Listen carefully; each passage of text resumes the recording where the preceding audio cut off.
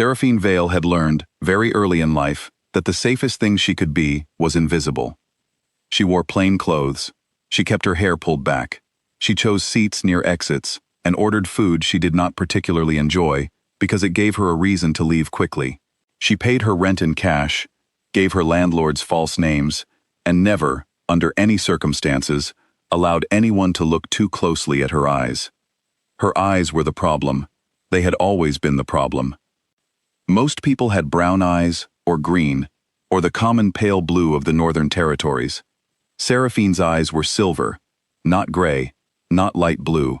Silver, like the surface of still water under a full moon, and they caught the light in a way that made people stop mid-sentence and stare. So she wore tinted lenses every day, from the moment she woke up to the moment she closed them in sleep, and she had done this for so long that she barely remembered what her own face looked like without them. She was 24 years old, and she was the last of her kind. She did not know this yet. She was working as a scribe in a small border town called Dunnvale, copying legal documents for merchants who could not write, and did not trust anyone who could write too well. It was quiet work. It suited her. She sat behind a low wooden desk in a rented room above a candle shop, and she listened to the street below through the open window, and she felt, on most days, something close to peace. That was the night the door came off its hinges. She heard them before she saw them. 3 men, moving fast, not bothering to be quiet because they had decided, somewhere between the road and her front step, that quiet was no longer necessary. She was already on her feet when the door broke. Her bag was already packed. It was always packed, and she had the window open before the first man was fully through the frame. She made it to the alley. She did not make it out of it. There were 2 more waiting at the far end, and she understood immediately, with the cold clarity that had kept her alive for years, that she had been watched for longer than she realized. Someone had been patient. Someone had planned this carefully. She pressed her back against the stone wall and looked at the 5 men closing in from both ends, and she thought, very calmly, that she had 2 choices. She could try to fight her way out as herself, or she could let the other part of herself do it. She had not shifted in 3 years. She had been afraid to. Not because the shift itself was painful. It was not, or at least it had not been when she was younger and did it freely, but because she had spent so long pressing that part of herself down, locking it away, pretending it did not exist, that she genuinely did not know if she could bring herself back afterward. She was afraid of what lived inside her. She was afraid it had grown too large in the dark. The nearest man raised something metal in his hand, and Seraphine made her choice. It was not a choice, really. Her body made it for her. The shift came like a tide she had been holding back with both hands for years, and when it broke completely. She was aware of a sound, low, resonant, nothing like a howl, and then she was aware of herself differently, larger, silver-furred, 4-legged, and burning with something that felt almost like relief. The alley was very small. The 5 men were very scared. The encounter was very brief. When it was over, she came back to herself slowly, like waking from a deep sleep. She was kneeling on cold stone in a ruined alley. Her clothes were gone. She was shaking. Her hands, human again, were pressed flat against the ground, and she stared at them for a moment, because they looked strange to her, small and pale and breakable. "Are you injured?" The voice came from the mouth of the alley. She looked up. A man stood there. He was tall, broad-shouldered, dressed in dark traveling clothes with no insignia, though the quality of the fabric and the way he held himself made insignia unnecessary. His hair was black. His face was angular and still, the kind of still that did not come from calm, but from long practice at controlling what calm could not reach. His eyes were very dark. He was looking at her with an expression she did not know how to read. Behind him, she could count at least 8 armed soldiers, all frozen in place. Not because he had told them to stop, because they had stopped themselves, instinctively, the moment the shift occurred, the moment they understood what they were looking at. "I asked if you were injured," the man said again. "Who are you?" she said. "Draven Ashvale." She knew the name. Everyone knew the name. The Alpha King of Valethorn, ruler of every wolf pack across the realm, A man whose reputation preceded him the way weather preceded a storm. Not because of what you were told, but because of the way people changed when the subject came up. They got quieter, they got more careful. He looked younger than she had imagined, and more tired. He had taken off his coat. He was holding it toward her. "You'll need this," he said. "It's cold." She stared at the coat. She stared at him. She was still shaking, still half wild, still not entirely sure which parts of herself were back where they belonged. And this man, this king, was offering her a coat with the same tone someone used when offering a chair. She took the coat. She was cold.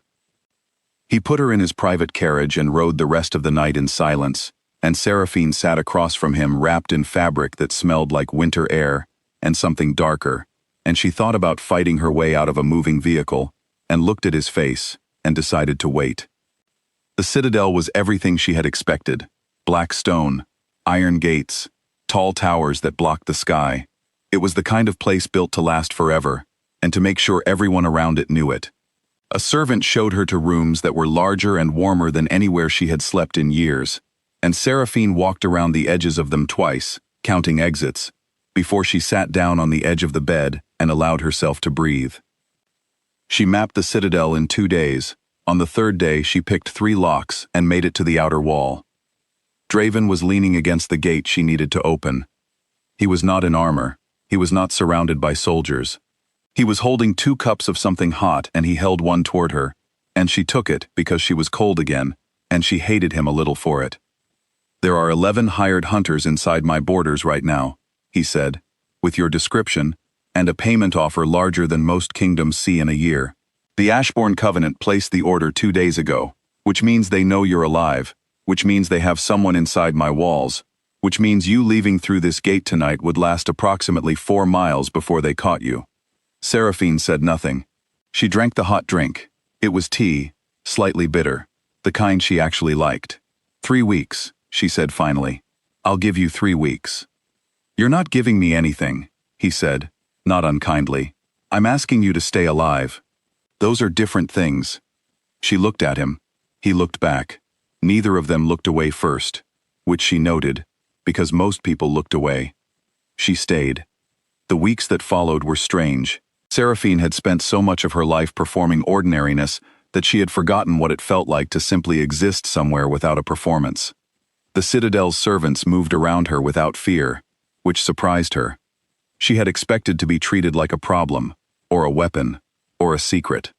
Instead, she was given books and meals, and left largely alone, except that Draven appeared at odd hours, not to check on her, exactly, but in the way that someone finds reasons to be in a room they want to be in. He asked her questions, not about her abilities, or her bloodline, or the prophecy that had apparently attached itself to the last surviving female Lycan. He asked what she had done for work. He asked if she liked the border towns, or if she had simply ended up there. He asked what she had been copying the night the hunters came, as if the content of the legal documents was a thing worth knowing. She answered him, at first briefly, and then less briefly. She asked him questions back, mostly to keep him off balance, and then found herself listening to the answers with more interest than was useful. He told her, one night on the upper ramparts, about the accord he had signed 11 years ago. The one that had been used as cover.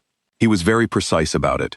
The date, the terms, the specific language that had allowed the covenant to operate with protection during the grace period. He did not try to make himself look better than he had been. He did not say he had been deceived, though it was clear that he had been. He simply laid it out, factually, the way someone reads a list of damage after a flood. Then he said he had spent the 11 years since taking the covenant apart from the inside, quietly, one connection at a time. Seraphine put her hand over his. She did not plan to. Her hand simply moved, and she let it. They stood there for a long time without speaking. The trouble was that she had spent 3 years being afraid of what lived inside her, and she had spent these weeks discovering that it was not anger, and it was not wildness, and it was not the violent thing she had been frightened of in that alley. It was grief. A very large, very old grief, and it recognized something in Draven that she could not name, and it would not be reasoned with. The attack, when it came, was precise. An inside source had given them her location. She dealt with the two who reached her room before Draven reached her. He appeared in the doorway and stopped. "You have a leak," she said. "I know who it is," he said. "How long have you known?" "About an hour." She looked at him. He was here, with her, instead of there, dealing with it. She understood what that meant, and she filed it somewhere quiet. The Covenant made their final move in the 3rd week. They announced that they had a weapon, developed over a decade, tested, functional, designed specifically for Lycan bloodlines. They gave Draven one condition. He gathered his war council, and then he came to Seraphine privately, before any decision was made, and he told her everything. All of it. Including the cost to him personally. He told her clearly that whatever she decided, he would work with it. "You're not going to tell me what to do?" she said. "No," he said. "Most kings would." "I'm not most kings," he said. "And you're not most people, and this is your life. It was always your life. I have no authority over it." She looked at him for a long time. He let her look. "I have an idea," she said. The plan was hers entirely. She walked into the Covenant's stronghold without hiding, without suppressing herself, without the lenses she had worn every day for years. She walked in with silver eyes open and shoulders straight, and she let them think they had her, and she waited for them to commit fully to the belief that she was caught, that the last female Lycan was finally, after all this time, in their hands. Then she shifted. Not defensively, not out of fear or desperation, or because her body made the choice for her. She shifted because she chose to, fully, completely, with every part of herself, the parts she had been afraid of, and the parts she had hidden, and the parts that had been pressed down in the dark for so long, they had become enormous, and silver, and ancient, and unafraid. She shifted, and she was extraordinary, and the men who had spent a century hunting her bloodline into extinction discovered, very quickly, that they had made a very large mistake. Draven's forces were through the doors 60 seconds later. The Covenant's leadership did not survive the night. The weapon was found in a lower chamber and dismantled. Every component, every document, every name connected to its development. Draven's people worked for 3 days straight and left nothing. He told her afterward, standing in the quiet of the Citadel's inner courtyard, that it was done. She nodded. She did not cry, because she had cried for her people alone for years, and she was tired of doing things alone. The supernatural world rearranged itself, loudly and messily, over the following weeks. There were lords who protested and envoys who made demands, and a great deal of formal language being thrown across formal tables. Seraphine attended the negotiations herself, because she had not survived this much to let other people make decisions about what her existence meant. She was precise, and she was calm, and she was not interested in being a symbol. She drafted protections. She demanded a historical reckoning. She sat next to Draven at the table, not because he placed her there, but because she sat down, and no one moved her, and he did not look surprised. He signed everything she put in front of him. One evening, late, in the library, the one that was full of well-loved books with cracked spines and notes in the margins in his handwriting, she looked at him across a low table scattered with papers and half-finished cups of tea, and she said, "I'm not afraid of the bond." He looked up. "I've been thinking about it," she said. "I was afraid of needing something that much, of what it would mean if I lost it." She paused. "But I've already lost everything I thought I couldn't survive losing, and I survived it." He was quiet for a moment. "I spent 11 years making myself into something that didn't need anything," he said. "I was very good at it." He looked at her steadily. "I appear to be significantly less good at it than I thought." She smiled at him. It was a small smile, honest, the kind she did not give very often. "So we're even," she said. "We're even," he agreed. Outside, the Citadel's lights were burning against a cold sky, and somewhere in the lower city, the world was loud and complicated and unfinished, the way the world always was. But in that room, with tea going cold between them, and papers stacked in neat piles, and a man who had moved mountains quietly and without credit, Seraphine Vale, the last female Lycan alive, felt, for the first time in a very long time, entirely like herself. She decided she could live with that. She decided she intended to.